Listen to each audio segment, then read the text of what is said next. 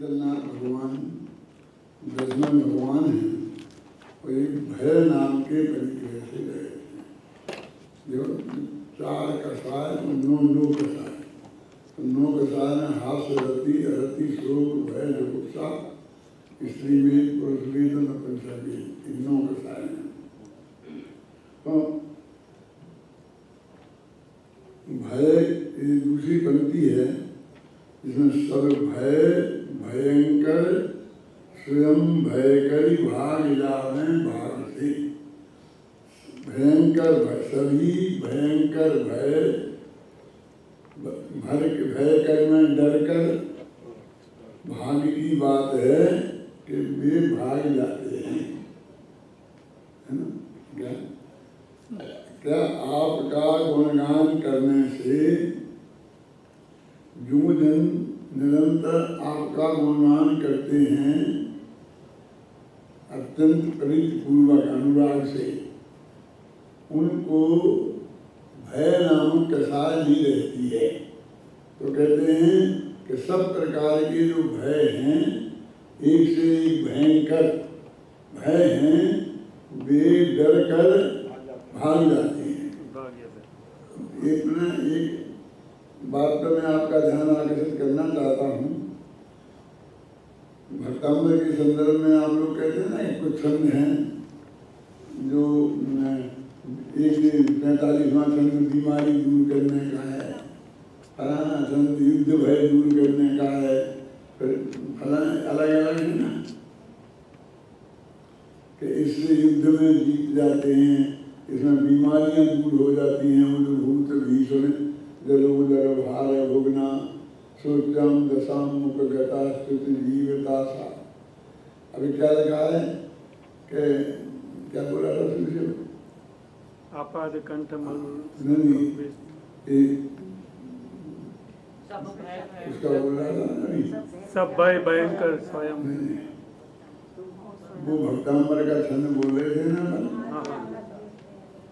जिसमें वो सब बीमारियां भाग जाती हैं। 46 जलोदर आदि। उद्भूत माने उत्पन्न हुई, भीषण माने भयंकर, उद्भूत भीषण जलोदर जलोदर में पेट में पानी भर जाता है ना, ऐसी बीमारी से जलोदर बोलते हैं। और एक होती है भार भोगना, कितना ही खाओ और भूख नहीं मिटती है। जैसे कि भार में कितना ही ईंधन डालो लेकिन वो खा जाता है और उसकी भूख खत्म नहीं होती है। भार होता है ना, भार में जो ईंधन डालो तो जलता है तेजी से, तो फिर ऐसा नहीं कि अब नहीं चाहिए फिर बहुत हो गया, और जितना डालते जाओ उतना डालते जाओ जलती जाती है। तो ऐसे भार भोगना माने भार के समान जिसकी जो भी खाते हैं वो पेट में पच जाता है और भूख हमेशा बनी रहती है, उस बीमारी को बोलते हैं भार भोगना, जलोदर और भार भोगना। तो ऐसी बीमारियों के नाम इसमें गिना है कि हे भगवान, तो अपन कर लेते इसमें ये कहा कि ये मंत्र पढ़ोगे छंद तो तुम्हारी ये बीमारियां दूर हो जाएंगी। वो तो ये कहते हैं कि हे भगवान, तुम्हारा जो भगत है वो इन भयंकर बीमारियों में भी घबराता नहीं है और अपने आत्मा का ध्यान नहीं छोड़ता है। वो तो ये बात बता रहे, ऐसी ऐसी प्रतिकूलताएं आती हैं तब भी वो उससे अलग नहीं होता है। युद्ध में है तो ऐसा भयंकर युद्ध है तो उसमें से वो मैदान छोड़ के भागता नहीं है। वो तो ये बता रहे ऐसा तुम्हारा भगत होता है, वो कहते युद्ध में जीतने का मंत्र है, ये फलाने का मंत्र है। और फिर हमारे पंडितों ने उनके साथ मंत्र भी बना दिए, फलानी बीमारी दूर करना है, हम निर्वाम स्वाहा कुछ भी समझ में आई ना। और ये कहानी के से भी जोड़ दिए, 48 काव्यों के साथ 48 कहानियाँ जोड़ गई कि फलाना आदमी ऐसा था, उसने ऐसा बीमार हो गया था, फिर इसने ऐसा किया, उसने ये किया, भक्तामृत का पाठ किया, ये बीमारी ठीक हो गई। आप समझ ना। तो ये इसमें ये बात बताने की कोशिश की गई है कि वो भय नामक जो बीमारी है, एक तो भय कोई बीमारी है नहीं जगत में, तो यहाँ तो कसाय कोई बीमारी बता रहे हैं, तो वो भय वो निर्भय हो जाता है, मतलब भय समाप्त हो जाता है जब वस्तु के स्वरूप का चिंतन करेगा, अब अपने आत्मा का विचार करेगा, और जब उसे ये पता चलेगा कि एक दूसरे जगह कुछ करता नहीं है, तो उसको कोई भय नहीं रहेगा।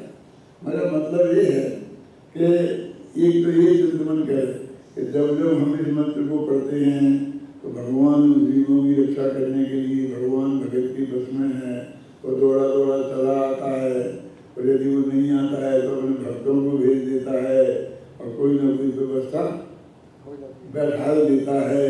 एक तो ऐसा चिंतन करें, एक ऐसा चिंतन करें कि एक दिन दूसरे देव का करता है ही नहीं, वो कोई किसी का कुछ कर ही नहीं सकता है, एक समय पहले आयु समाप्त हुए बिना कोई मर नहीं सकता है, और जब तक आयु समाप्त हो जाए तो दुनिया में कोई, तो ये भी तो चिंतन है ना, ये भी जैन धर्म के ही चिंतन है, और अपन ने ये भी शास्त्रों में ही पढ़ा है और वो भी पढ़ा है।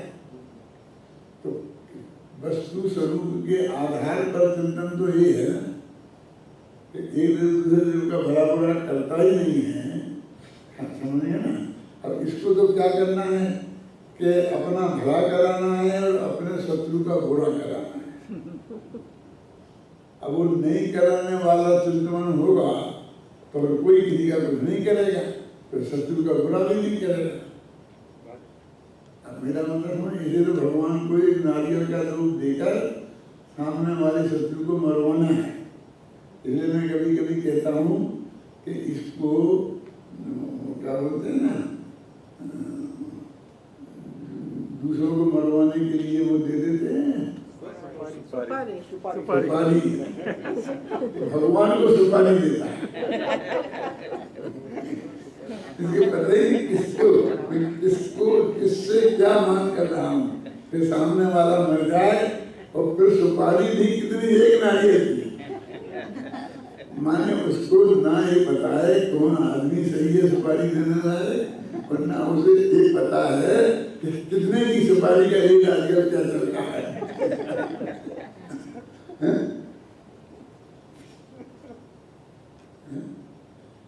तो भगवान ऐसी ऐसी बातें करते, इसमें हमने बताने की कोशिश की है कि उसको वो जो तत्व का मूल चिंतन है, उसका जो भय नष्ट हुआ है, वो उस मूल चिंतन के आधार पर भय नष्ट हुआ है। ऐसा नहीं कि कोई देवता आगे बचा लेंगे, इस आधार पर नहीं हुआ है कि भगवान कुछ कर देंगे, कि कोई किसी का कर ही नहीं सकता। समझ में आई ना आपकी में, मैंने बता ही नहीं सकते। यदि मुझे मरण का मेरा काल आ गया है तो दुनिया की कोई ताकत मुझे बचा नहीं सकती है, और मरण का काल नहीं आया है तो कोई मार नहीं सकता है। तो देखो, आपका गुणगान जो जन करें नित्य अनुराग से, सब भय भयंकर स्वयं भय कर भाग जावे भाग से। इसमें अनुप्रास का भी छटा है, एकदम भाग भाग भय भय शब्द का रिपीटिशन कई बार है। अब तुम हो स्वयंभू, स्वयंभू जानते हो? तो सारी सोलहवीं गाथा पढ़ाई थी आपको, तो ख्याल होगी थोड़ी बहुत। लोक में ऐसा बोलते, वो तो स्वयंभू नेता है। स्वयंभू नेता माने उन्हें किसी ने नेता बनाया नहीं है, फिर अपने आप बन गए। ऐसे कुछ लोग होते हैं कि स्वयंभू, तो कहते हैं भगवान, तुम भगवान स्वयं बने हो, किसी ने तुम्हें भगवान बनाए नहीं हो, तुम हो स्वयंभू नाथ। हे भगवान, तुम स्वयंभू हो, तुम दूसरों के द्वारा निर्मित नहीं हो, किसी ने तुम्हें भगवान बनाया नहीं है, तुम स्वयं भगवान हो, और पर्याय में भी भगवान तुम स्वयं बनो हो, उसका नाम होता स्वयंभू। और हे नाथ, और आपने स्वयंभू हो इसलिए निर्भय हो, आप संपूर्ण शक्ति से संपन्न हो, और अपने आप निर्मित हुए हो तो आपको किसका डर है? और जगत को निर्भय किया और जगत को कहते चिंता मत करो, मैं जब तक खड़ा हूँ तुम्हारा कोई बाल का बांका नहीं कर सकता। ऐसा नहीं कहा कि जगत को ये समझाया कि कोई किसी का कुछ नहीं कर सकता।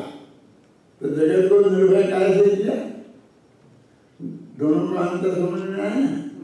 हमें लोग पुरानी आदत पड़ी है, जैसे वो आश्वासन दे रहे हैं कि तुम चिंता मत करो, तुमने मेरी शरण में आ गए हो, अब तुम्हें कोई माई औलाद कोई तकलीफ नहीं दे सकता है, जब तक मैं जिंदा हूँ तब तक कोई कुछ नहीं कर सकता है। ऐसा नहीं, यदि वस्तु के स्वरूप में बात पड़ी हुई है, यदि वस्तु के स्वरूप का उपदेश देकर जगत को निर्भय किया और हे भगवान आप स्वयं शीतल शांत हो। कैसे शांत हो? मलय गिरी से। मलय गिरी क्या है? सुना?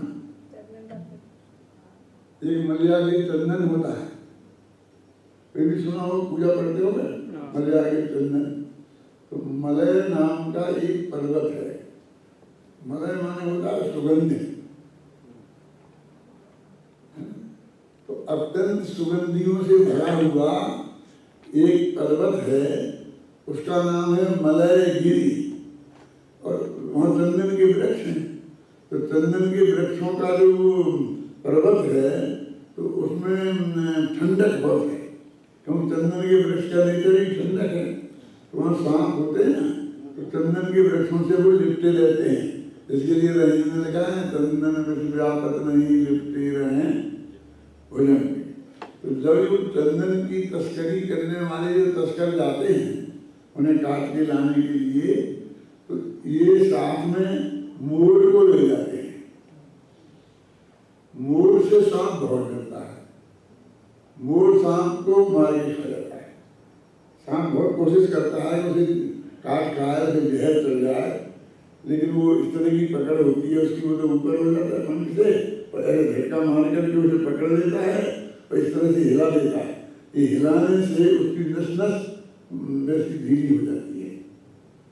आमंदे का सांप पकड़ने वाले भी सांप का मुंह से पकड़ के और ऐसे हिलाते ही फिर बस वो कुछ नहीं कर सकता।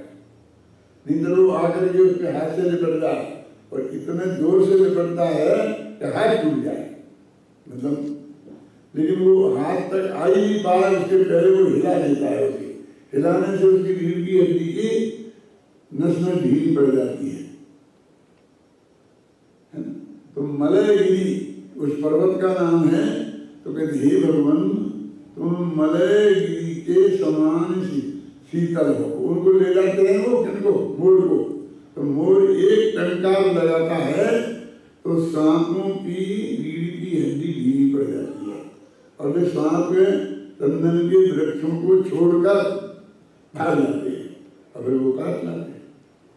आपने कहीं ये पढ़ा भी होगा कि मयूर की एक टंकार से जो सांप वहाँ खड़ा नहीं कर सकता है।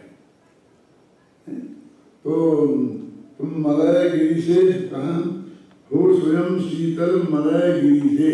तुम जैसा मलय गिरी अत्यंत शीतल है, ऐसे ही हे भगवान आप स्वयं शीतल हो, शांत हो और जगत को शीतल किया और जगत को भी शांति का उपदेश आपने दिया। क्यों?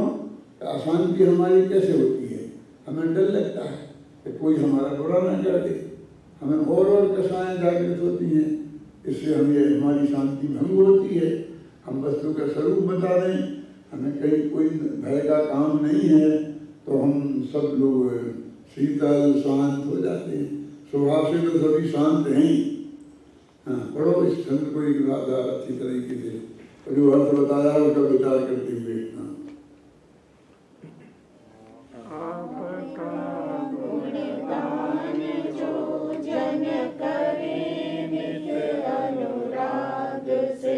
सब भय भयंकर स्वयं भय करी भाग जावे भाग से। तुम हो स्वयं नाथ निर्भय जगत को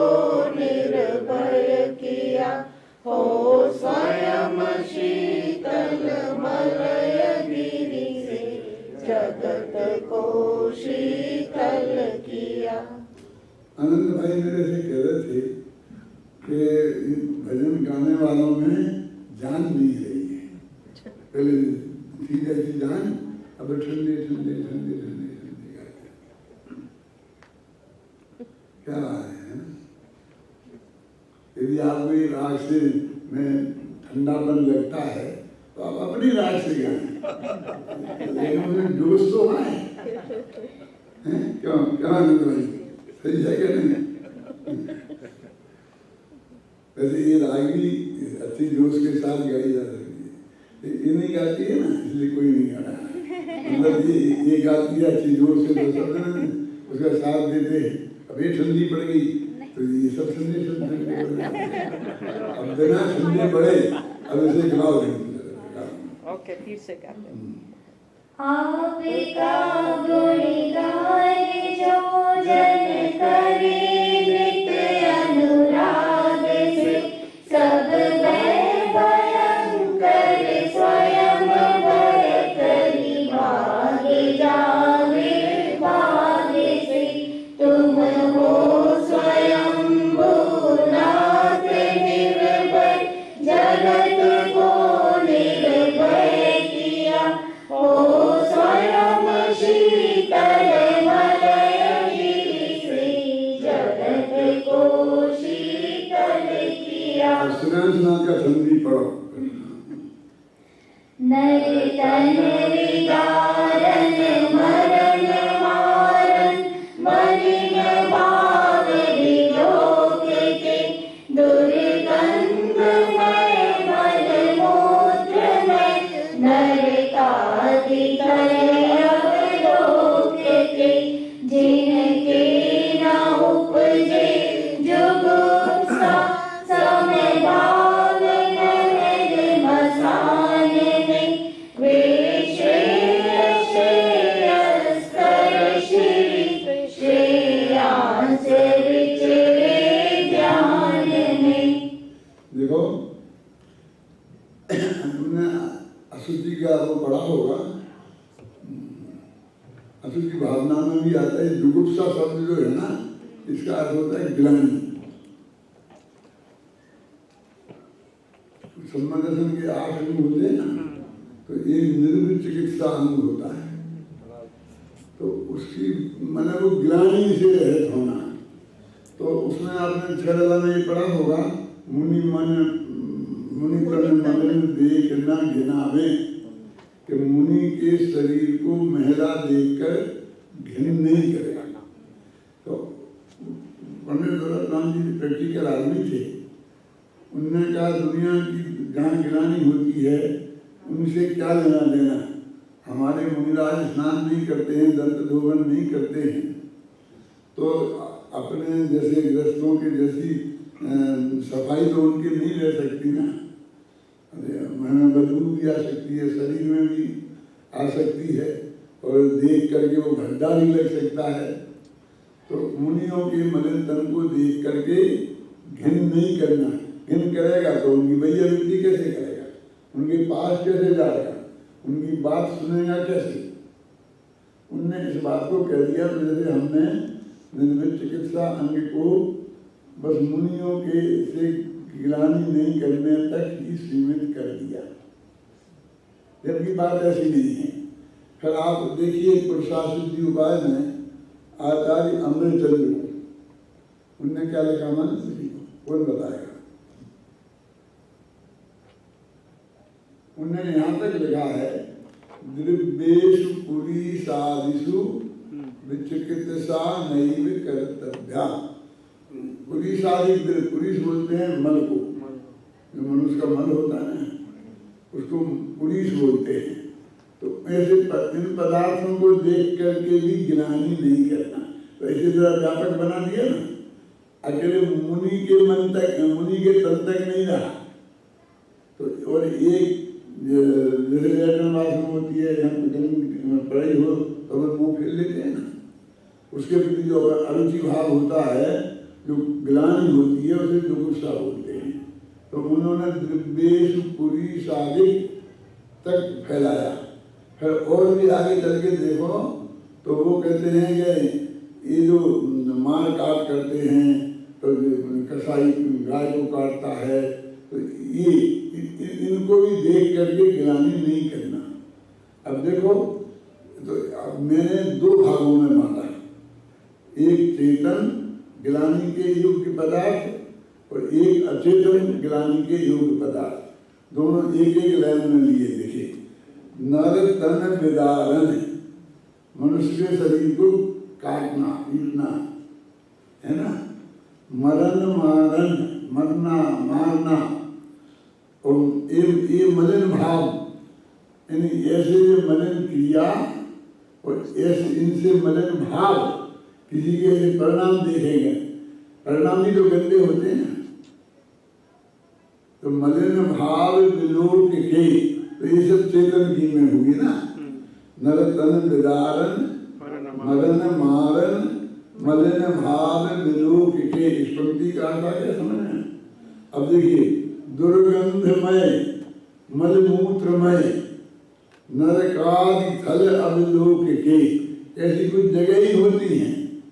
नरक में दुर्गंध आती है, कहते हैं मलमूत्रमय है, लोक में भी कहते गंदे स्थान होते हैं ना।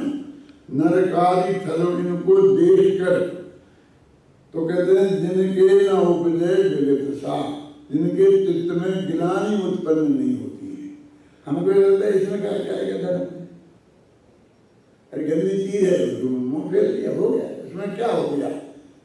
लेकिन कहते थे वस्तु का स्वरूप है, मतलब वो उद्गल का ऐसा परिणमन है।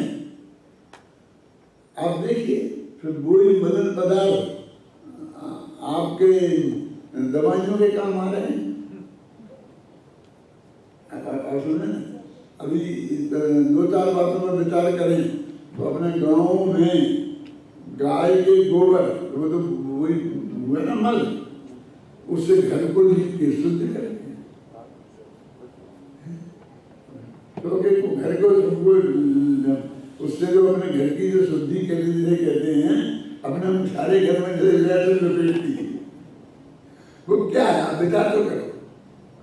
यदि उसे देखो कि वो गाय की लेटर नहीं है, लेटर तो सबकी एक ही प्रक्रिया से पैदा हुई है, तो उसकी पवित्र कैसे हो गई?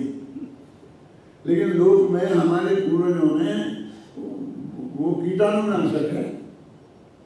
हमारे घर में जो कीटाणु पैदा हो जाते हैं, तो यदि हमने गोबर से घर को लीप दिया तो उन कीटाणुओं से वो रहित हो जाएगा, तो हमारी बीमारी नहीं होगी, ऐसा घर हो गया, इसलिए वो शुद्ध है। अब उन्होंने, क्योंकि वैसे तो आदमी को ये मल का ऐसा करेगा नहीं, तो उसको गाय का मल तो पवित्र होता है, गाय तो हमारी माता है, तो माता है तो माता है, तो माता का मल के पवित्र होता है। तो घर में यदि सगी माता है, उसके मन के किसी कहते कहा पवित्र मानता है। माने एक पदार्थ है जो मलमूत्रादिक पदार्थों के वे दवाइयों में उपयोग करते हैं क्या नहीं करते हैं? आयुर्वेद की बहुत दवाइयां गोमूत्र में बनती हैं। माने ये सब चीजें नेचुरल हैं, और हम जरा सी एक परिस्थिति बदलती है और फिर हम शुद्ध मान लेते हैं। जैसे कि वही जो खाद है, मलमूत्र जो है, उसको हम खेत में डाल देते हैं। अब खेत में जो उनको अनाज है, उससे पेड़ पैदा होता है, उसी पेड़ में फिर वो फल लेते हैं। अब वो फल को कोई अपवित्र नहीं मानता है। एक गैस कैसे होती है? मैं सब इसमें बता रहा हूँ कि लोक में वे अपवित्र पदार्थ जिन्हें आप गिलानी कर रहे हो, वो लौट के हमारे घर में आ जाते हैं। ये जो हमारे मलमूत्र का हमने छिपण किया, वो उसके जरिए, नलियों के जरिए गांव के बाहर पहुंचा। वहाँ उन्होंने एक वो लगा दिया, क्या नाम, गैस बनाने का प्लान। तो उस मलमूत्र से गैस बनती है, और गैस की पाइप लगा के अपनी रसोई तक पहुंचा दी। जिससे हम इतनी गिलानी करते थे कि हम जिसकी तरफ देखना नहीं पसंद करते थे, अब वही चीज हमारी रसोई में आ गई। और समय माता मैंने तो करेंगे, हम गैस की रोटी नहीं खाएंगे, हम गैस की रोटी नहीं खाएंगे। फिर जब खाने लगे धीरे धीरे, क्योंकि वो दूसरा ईंधन रहा ही नहीं, तो फिर हम उसमें आग लगाते हैं। तो आग लगाते हैं, वो जो आग है वो ईंधन अपवित्र है और आग पवित्र हो जाती है। उस आग को हम अपवित्र मानते हैं। कंडे की आग से बाटियां सेंकते हैं, बाटियां समझे, तो मंदी आग होती है ना, वो उससे बहुत अच्छी सीखती है। तो उसका बना करके बिल्कुल कंडों को जला करके उसमें बाटियां डाली जाती हैं। तो वो मनमूत्र है, तो पहले तो हमने उसको ही शुद्ध कह दिया, फिर उसकी आग की राख हो गई, राख की आग हो गई। अब आग के बाद में जो राख बचती है, काहे वो कोई गंदे की मलमूत्र की, उस राख से बर्तन मल के बर्तन साफ करते हैं।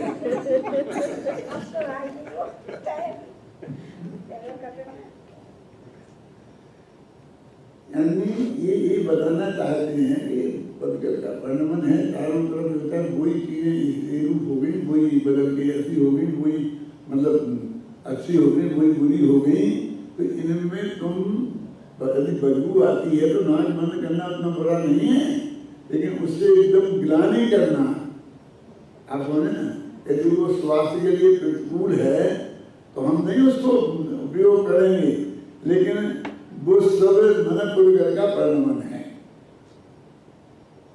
क्योंकि मुनिराज हैं, जंगल में रहते हैं, अब वहाँ तो हर चीज तो वो तो हटा नहीं सकते हैं। आखिर पशु है, पक्षी है, उनके भी मलमूत्र तो होते ही है ना।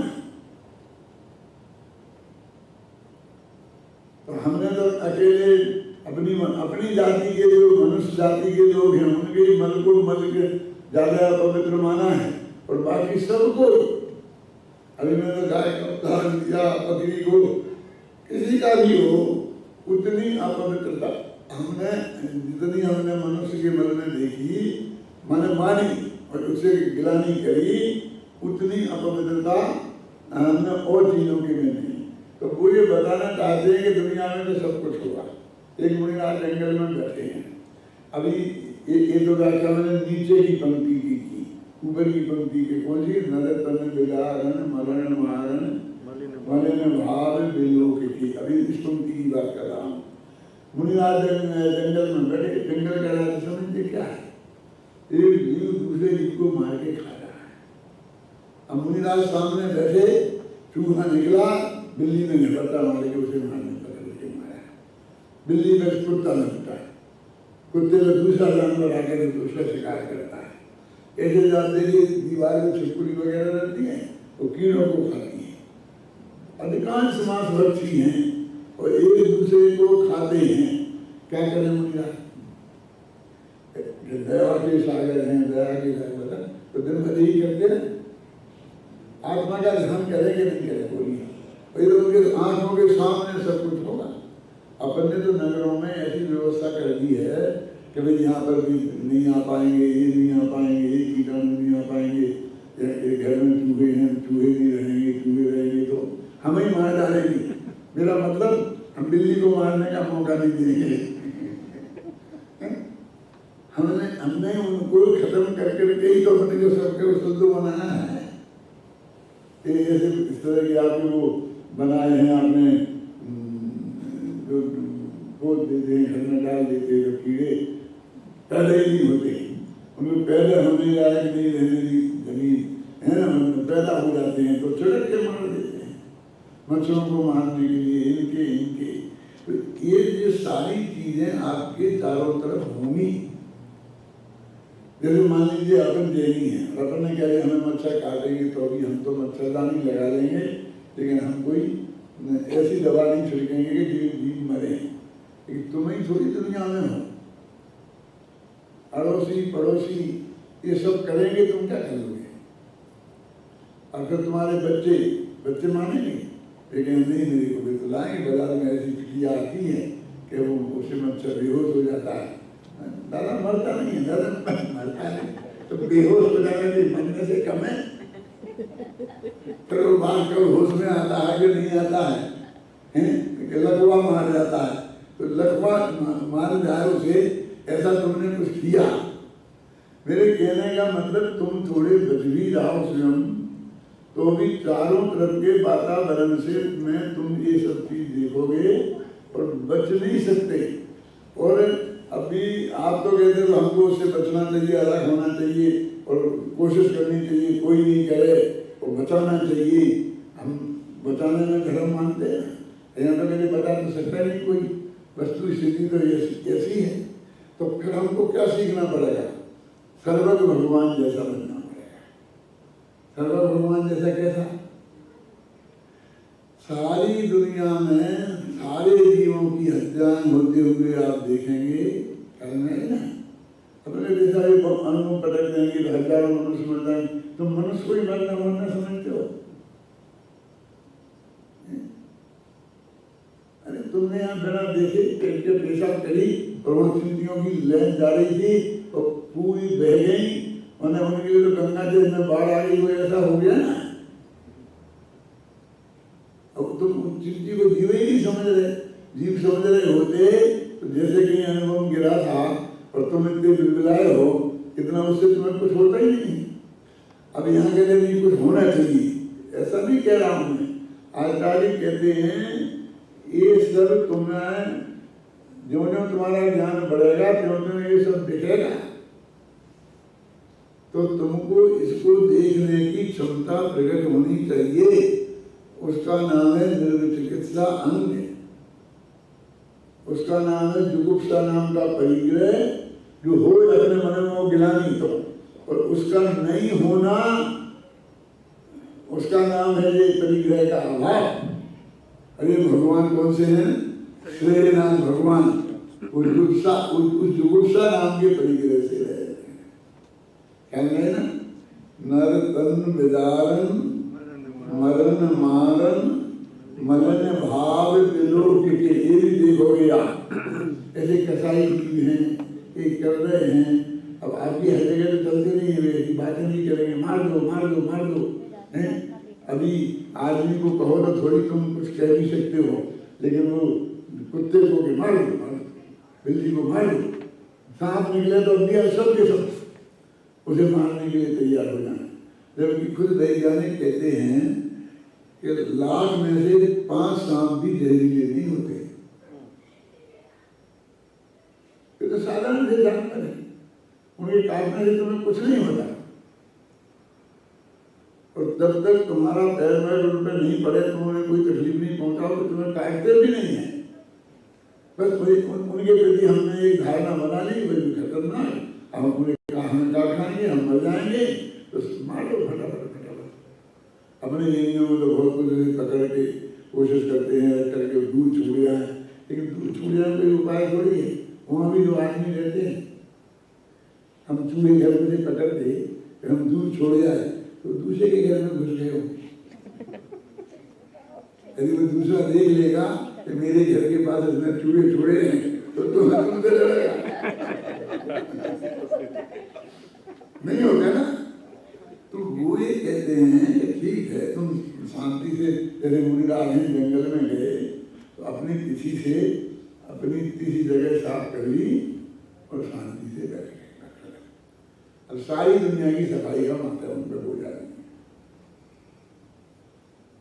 तो समझ आया, वो पीसी है ना, उससे उतनी जगह तो साफ करना, कोई दीवों पर नहीं बैठ जाना, और बाकी सारे जगत में के माथे नहीं मान। तो ये आपको सीखना पड़ेगा, तब आप अपने आत्मा में जा पाएंगे।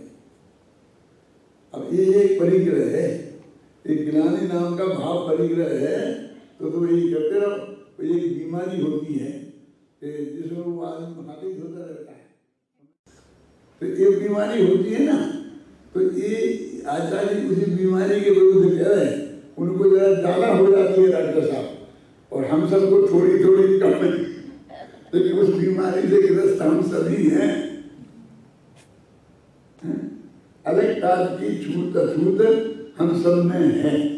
अब वो ये कहते मुनिराज निगंबर हैं, जंगल में रहते हैं, नहाना है नहीं, धोना है नहीं, पानी का उपयोग नहीं करना है, तो फिर वो कैसे रहेंगे बोलिए। और आप हमें भी कल मुनिराज बनना है, तो हम अपने चित्त को वैसे तैयार तो करना पड़ेगा ना मार्ग तो मुनि धर्म से ही जाता है ना मोक्ष का। यदि हमें मोक्ष में जाना है, हमें भगवान बनना है, तो मुनि दशा से ही आगे बढ़ने का है ना हमारे। इसलिए देखिए, नर तन विदारण मरण मारन मलन भाव विलोक के दुर्गंधमय मल मूत्रमय नरकादि थल अवलोक के जिनके न उपजे जुगुप्सा, जुगुप्सा में गिरानी भाव, और संभाल महल मसान में, मसान हो तो महल हो तो दोनों में समान भाव है। माने गिलानी वाले पदार्थ हो उनमें भी और गिलानी से रहित वाले पदार्थ हो उनमें भी, दोनों में जिनकी एक सी बुद्धि है, ऐसे श्रेयस्कर सर्वश्रेष्ठ होता है श्रेयस्कर, ऐसे श्री श्रेयांशनाथ भगवान हमारे ध्यान में विचरण करें। अब आप बोल रहे थे साधारण सी बातें हो गई, नहीं ऐसा नहीं है। इसमें मैंने 25 किताबें देखी और उनमें जितने प्रकार की जुगुप्सा का वर्णन था, वो सारी जुगुप्सा का विषय इसमें ला करके बांध के रखा है। जैसे मैंने बताया प्रसाद जी बात देखो, फिर वो छलाला देखो, फिर रतन साहब का दाल देखो, फिर और आचार्यों की देखो, फिर उनकी देखो, फिर मुनियों के स्वरूप पे विचार करो, फिर गृहस्थों के स्वरूप पे विचार करो, फिर ये सब और हमारी सारी स्थितियाँ कैसी बननी चाहिए, क्योंकि बहुत से लोग इसको धर्म मानते हैं। यदि जैसे कुछ माताएं बहनें बहुत ज़्यादा छूटा छूट में धर्म मानती हैं ना, अपना बोलते हैं धोती का धर्म, तो वो बाकी के लोग हैं उन सबको पापी या धर्मात्मा समझती हैं, अपने पति को ही अपेक्षा कम होता है ना महिलाओं से पुरुषों में सब जगह, तो वो उनको समझते हैं। अब वो उनको समझते हैं कि ये धोती का धर्म, फलाना धर्म, ऐसा धर्म, ऐसा धर्म, ऐसा बोलते ना। तो देखो वहाँ वो धर्म की बात नहीं लिखी इसमें, ये बात कह करके जुगुप्सा नहीं करना कहीं भी, इसका मतलब तुम्हारा चित्त स्वस्थ रहना चाहिए। ये देखा फिर नाक मुंह से बोल रहे, ये देखा फिर नाक मुंह से बोल रहे, ये देखा एक दुष्ट आदमी को देखा तो नाक मुंह से बोल रहे, सज्जन को देखा तो प्रसन्नता हो, क्या है ये तो सारा जगत का स्वरूप है, ऐसे ही चारों तरफ होगा। आप समझ रहे हैं ना, ये बात बता रहे हैं इसमें कि वो जुगुप्सा नाम की जो कसाय है, कसाय नहीं परिग्रह, यहाँ तो परिग्रह की बात है, वो 24 ही तीर्थंकर उससे रहते हैं, 24 का हर मुनिराज भी उससे रहित होता है, मुनि धर्म का स्वरूप में की यही बात है वास्तव में। अब पढ़ो एक दफे नर्तन में दालन वाला, एक कर लो अलग से, एक स्तर पर विचार करना, फिर कितने फैलाव लेकर के और चीजों को उसमें समेट करके, जो अभी कहीं आपको नहीं मिलेगी इसके अलावा जुगुप्सा वाली बात, मिल जाए तो फिर आप भी अब बनाओ, जब उसमें जोड़ दें। पढ़ो।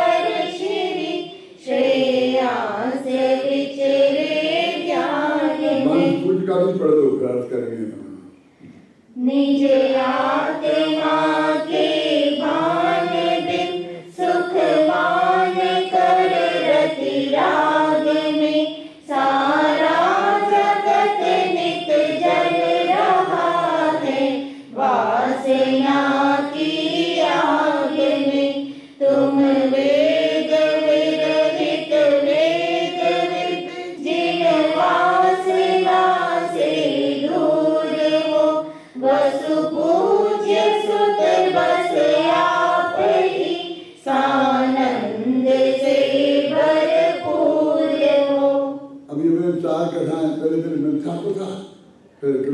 माला लोग हुआ। फिर हास्यादि 9 कसायों में 6 कसाय भी कौन कौन? हास्य जन्म हास्य रति शोक भय शोक है ना। अब स्त्री वेद पुरुष वेद नपुंसक अब 3 वेद आए है ना।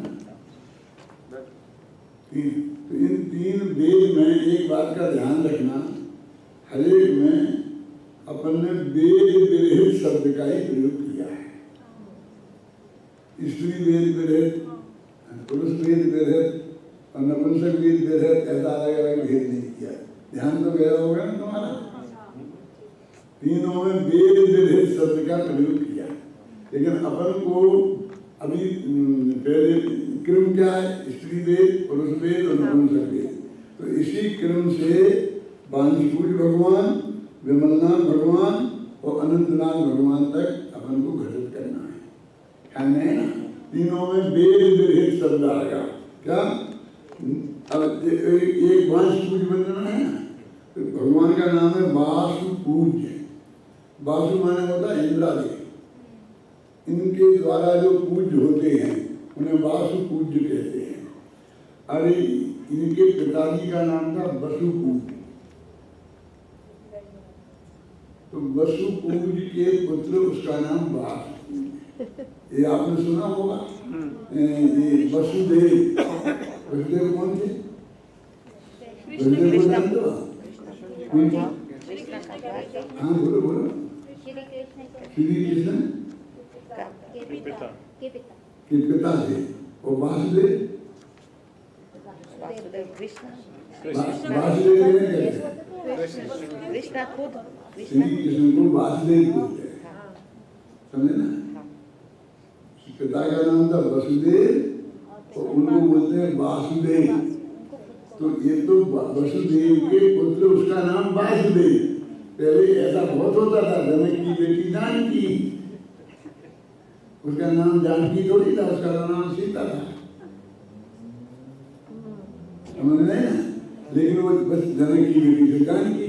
तो ये सब कवियों का कमाल है कि कवि कविताओं में लिखते थे हमारी सीता नहीं बैठ रही है, तो वो जानकी लिख देंगे, समझ गए ना।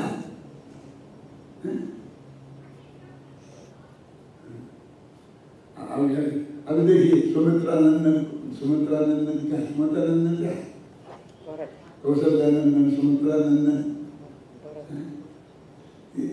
सुमित्रा नंदन माने लक्ष्मण का नाम है ना। तो क्या सुमित्रा का बेटा। अब पहले तो बाप का नाम ले रहे थे, वसुदेव वासुदेव। अभी हम माँ का नाम ले रहे, जनक का नाम जानकी। क्यों? सुमित्रा नंदन आ गया ना। तो ये क्या है कि एक राजा की अनेक रानियां होती थी। तो यदि हम उसको दाशरथी कहें तो दाशरथी तो राम भी हैं और लक्ष्मण भी हैं और भरत भी हैं और शत्रुघ्न हैं, दशरथ के पुत्र दाशरथी, समझ गए ना। तो इसलिए तो माताओं के नाम पर उन्होंने कहना शुरू किया। ये सुमित्रा नंदन, कौशल्या नंदन, ये केकई नंदन, समझ गए ना। उन बच्चों में भेद डालने के लिए ऐसे शब्दों का प्रयोग होता है। तो ये कविताओं में होता है, एक काव्य में उनके प्रयोग किए जाते हैं। फिर धीरे धीरे वो जनता में भी चलने लगते हैं। ज़्यादा कई शब्द चलते हैं और कई शब्द नहीं भी चलते हैं, है ना। लेकिन ऐसे सब प्रयोग करते हैं ना। कल मैंने कौन सा शब्द आया था? कालिदास के काल में आया। हाँ। क्या बोला था मैंने? गाड़ी में बताया। गाड़ी में बताया था। क्या बोला था? कालिदास का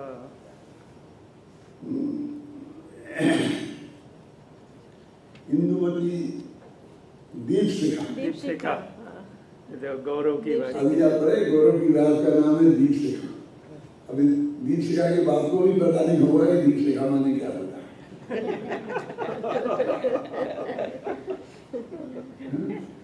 अब दीपशिखा क्या है कि कालिदास का एक रघुवंश नाम का महाकाव्य है।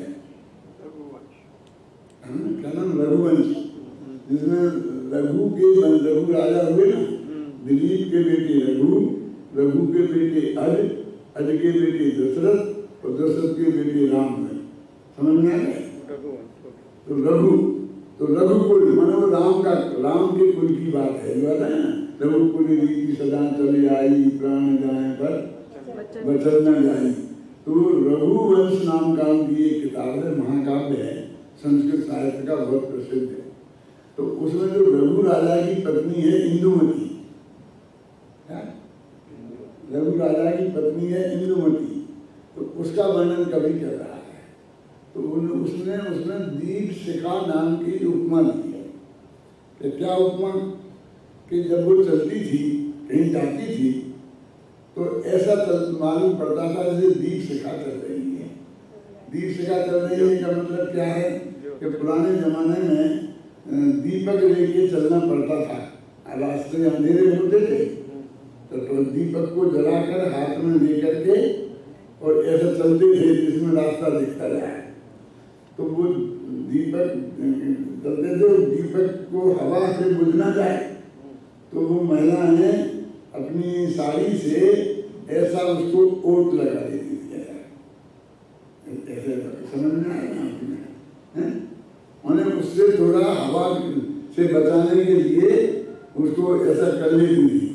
तो वो दीप शिखा, जैसे वो चल रही है कोई महिला, तो दीप शिखा चल रही है, तो वे इंदुमती इतनी सुंदर थी, गोरी भूरी थी, कि वो जब चलती थी तो लोगों को लगता था कि दीप शिखा चल रही है। क्या कालिदास ने क्या लिखा? दीप शिखा मानो दीप शिखा ही चल रही है।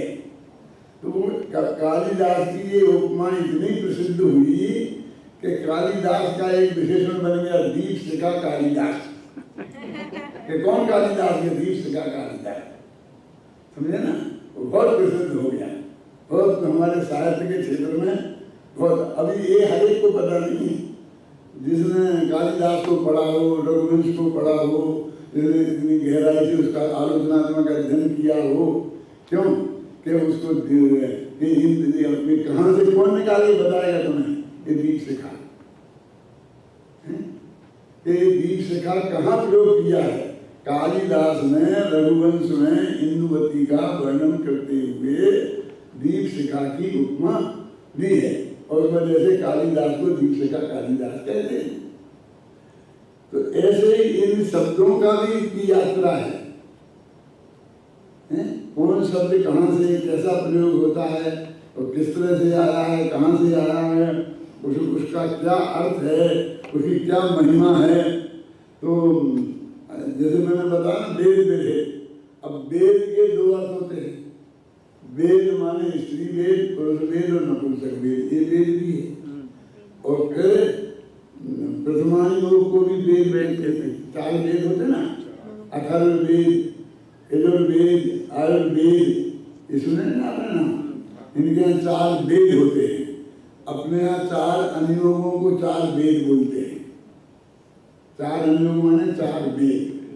तो इसमें एक वेद शब्द का प्रयोग अनुयोगों के अर्थ में भी आएगा, और वेद शब्द का वो स्त्री पुरुष वेद जो होते हैं ना, उन वासनाओं का नाम के अर्थ में भी आएगा। समझे ना? जैसा वेद विरहित वेद विद है ना, एक पढ़ा था आपने भी कहाँ? वासुपज। तुम वेद विरहित वेद विद, अगर तुम वेद से रहित हो, वेद नाम की कसाई तुमने है, वेद नाम के परिचय का तुमने त्याग कर दिया, तो तुम्हें वेद नहीं होना चाहिए, लेकिन तुम अनुयोगों में ज्ञाता हो। तो वेद के विद भी हो, विशेषज्ञ हो, विद माने विशेषज्ञ। तो ये एक प्रयोग है, वेद विरहित वेद विद, उसे विरोधाभास अलंकार बोलते हैं। विरोधाभास माने विरोध जैसा मालूम पड़े, लेकिन विरोध वास्तव में हो नहीं, क्योंकि वो वेद से रहित हो सकते हैं, विकार से रहित हो सकते हैं, काम विकार से, और वेद के विशेषज्ञ हो सकते हैं। तुम वेद विरहित वेद विद आया ना, जिन वासना से दूर हो। लेकिन अब वो तुम जब वो ये कौन सा वेद है? स्त्री वेद। तो स्त्री वेद से तो वो वासना पैदा होती है ना, लेकिन फिर तुम में वासना नहीं होना चाहिए जब वेद से सहित हो। तो अगर वेद के सहित होने पर भी वासना तुम में नहीं है, तुम वेद विरहित वेद विद जिन वासना से दूर हो। तो ये क्यों आ गए यहाँ के आगे? वासना से दूर हो। तो ऊपर निज आत्मा के भान बिन सुख मान कर रति राग में। सारी दुनिया आत्मा को तो समझती नहीं है और रति प्रेम करके प्रेम करने को इसमें सुख मानती है। क्या? सारा निज आत्मा के भान बिन सुख मान कर रति राग में हो गया स्पष्ट। सारा जगत निज जल रहा है वासना की आग में। अब वेद की वजह से वासना होती है ना, तो सारी दुनिया स्त्री वेद, पुरुष वेद और नपुंसक वेद की आग में जल रही है। निज आत्मा के भान में सुख मान कर रति राग में, ये मान्यता की बात। तो सारा जगत नित्य जल रहा है वासना की आग में। पर हे भगवान, तुम वेद विरहित, तुम वेद से रहित हो, वेद के विद हो और वासना से दूर हो। ऊपर से संदर्भ जुड़ा ना, वेद विरहित वेद विद और वासना से दूर हो। हे वसु पूज्य सुत, कोई बताया बाद में, वसु पूज्य के बेटे। अभी दूसरा नाम कुछ और होगा, ये नाम जैसे काव्य में चल पड़ते थे, यही चल पड़ा है ना। ये तो वसु पूज्य के बेटे होने से वास पूज्य कहते हैं, समझेंगे ना। बस पूज्य शुद्ध बस आप ही आनंद से भरपूर हो। ये भी सानंद नहीं है, आनंद से भरपूर हो। जब भरपूर लिखा तो साकी का जरूरत है, यदि भरपूर नहीं होता तो साकी जरूरत थी। क्या करेक्शन कर लो तुम? बस पूज्य शुद्ध बस आप ही आनंद से भरपूर हो। भले ही वहाँ करेक्शन हो पाए नहीं हो पाए गाने वाने में, लेकिन अपने दिमाग में तो कर लो, तुम तो समझ लो। अरे को पढ़ाने वाला मैं थोड़ी मिलूंगा। उसमें आनंद ही है, उसमें आनंद ही है। लिखा है आनंद? नहीं, लिखा तो सानंद है, गाए है आनंद। आनंद गाया ना, उसको क्या दिया होगा मैंने? जब मैं वहाँ था, जब ये बना रहा था, तब मैं जयपुर में था और मेरे घर आया था, ये पास करा के लेके गया है। दोनों पति पत्नी 3-4 घंटे बैठे थे, तो मैंने उसे बता दिया होगा कि ये सानंद में कहना आनंद से भरपूर है, तो उसने वो आनंद गाया। अब कितना ही सावधानी रखो, लेकिन कहाँ कब बता पाएंगे, कितनी बता पाएंगे। अब यहाँ आपको बता दी, अब कहीं दूसरी जगह चलेगी, यही चलेगी। आनंद आनंद से भरपूर हो गए ना। अभी विमलनाथ भगवान की बात चल रही है। ये पूरी ज्ञान वंदना में ये छंद मुझको सबसे ज्यादा प्रिय लगता है। क्यों? आप ऐसे पढ़ो, बहुत सरल है, इसका अर्थ बताने की जरूरत नहीं है। पढ़ो, ऊपर का बात पढ़ना है कि बांस पूछ वाला ठीक निकल गया। हाँ, वो नहीं पढ़ना, विमलनाथ पढ़। चलो विमलनाथ पढ़ो। बस आत्मा ही बस रहा जिनके विमल शब्दान में, निज आत्मा बस एक ही नित रहे जिनके ध्यान में। सब द्रव्य गुण पर्याय जिनके नित्य जल के ज्ञान में, वे वेद विरहित विमल जिन विचरे हमारे ध्यान में। देखो क्या 3 गुण हैं आत्मा में, शुद्धा, ज्ञान और चारित्र। अभी भगवान बन गए तो भी मान लो वे केवल ज्ञानी हो गए, मेरी बात सुनना, तो अब क्या करेंगे? माने वे कर क्या? उनके ये गुण जो थे, जो हमारे मोक्ष मार्ग में, इनसे हम मोक्ष के मार्ग में चल रहे थे, अब इनका क्या हुआ प्रभु? जगन्नाथ भगवान सर्वज्ञ बन गए तो फिर क्या हुआ इनका? तो कहते हैं बस आत्मा ही बस रहा जिनके विमल सिद्धान। उनका जो निर्मल सिद्धान है उसमें एक आत्मा ही बस रहा है, माने अपने आत्मा में ही उनका अपनापन जो स्थापित हुआ है वो लगातार स्थापित है। वो एक क्षण भी भूलते नहीं है कि ये मैं हूँ। उसमें जो अहम बुद्धि उनकी आज भी है, भगवान बन गए फिर भी, तो बस आत्मा ही बस रहा। अब एक बस माने ओनली, और बस रहा माने दूसरा जमा हुआ है। अब बस शब्द के दो अर्थ हैं, तो इनका कैसा विचित्र प्रयोग है ना।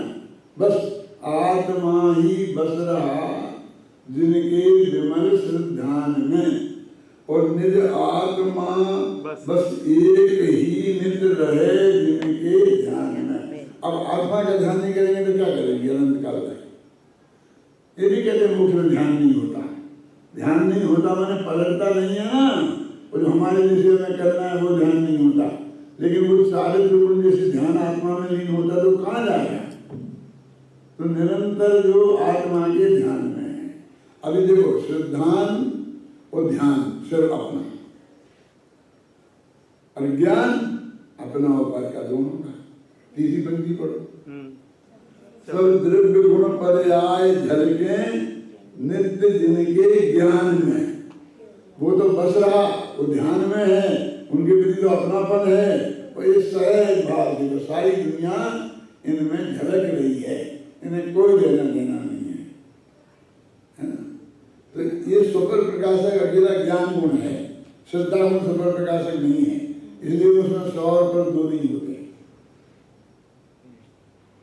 श्रद्धा गुण की ये विशेषता है कि वो जिसमें भी होगी अपनापन स्थापित करती है।